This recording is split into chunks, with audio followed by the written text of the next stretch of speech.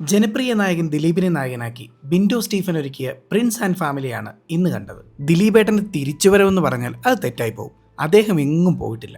അദ്ദേഹത്തിന് പറ്റിയൊരു കിടിലൻ കഥയും ക്യാരക്ടറും കിട്ടിയപ്പോൾ കയറി അങ്ങൊരു പൊളി പൊളിച്ചു. അതാണ് ഈ സിനിമ. ഇന്റർവെൽ വരെ ചിരിച്ചു മടുത്തു. ഇന്റർവെലിന് ശേഷം നല്ലൊരു ഫീൽ ഗുഡ് മൂഡായിരുന്നു.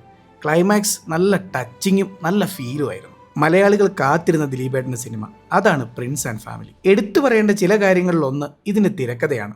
ഓരോ ഡയലോഗിലും പെർഫെക്റ്റ് ആയാണ് ഷാരിസ് മുഹമ്മദ് കോമഡി ബ്ലെൻഡ് ചെയ്തിരിക്കുന്നത്. പിന്നെ നമ്മുടെ ജോണി ആൻഡ്രി ചേട്ടൻ്റെ പെർഫോമൻസ് സൂപ്പറായിരുന്നു. കോമഡി റോളിൽ നിന്നുകൊണ്ട് സീരിയസ് സീനുകളിലേക്ക് സ്വിച്ച് ചെയ്യാനുള്ള അദ്ദേഹത്തിൻ്റെ ഒരു പ്രത്യേക കഴിവുണ്ട്, സമ്മതിച്ചേ പറ്റൂ. നായികയായി എത്തിയ റാണ തൻ്റെ കഥാപാത്രത്തെ മനോഹരമാക്കിയിട്ടുണ്ട്. പിന്നെ നമ്മുടെ മഞ്ജു ചേച്ചിയുടെ ഈ സിനിമയിലെ ക്യാരക്ടർ ഒരു രക്ഷയില്ല.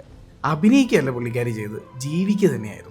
കൂടാതെ ഉർവശി, സിദ്ദിഖ്, ബിന്ദു പണിക്കർ, ധ്യാൻ, അശ്വിൻ തുടങ്ങിയവരെല്ലാം അവരവരുടെ ക്യാരക്ടർ വൃത്തിയായി ചെയ്തു വെച്ചിട്ടുണ്ട്. ഈ കാലഘട്ടത്തിനൊത്തൊരു കഥ ചിരിയിൽ ചാലിച്ച് നമ്മളെ ചിന്തിപ്പിക്കാൻ ഈ സിനിമയുടെ അണിയറ പ്രവർത്തകർക്ക് 100% സാധിച്ചിട്ടുണ്ട്.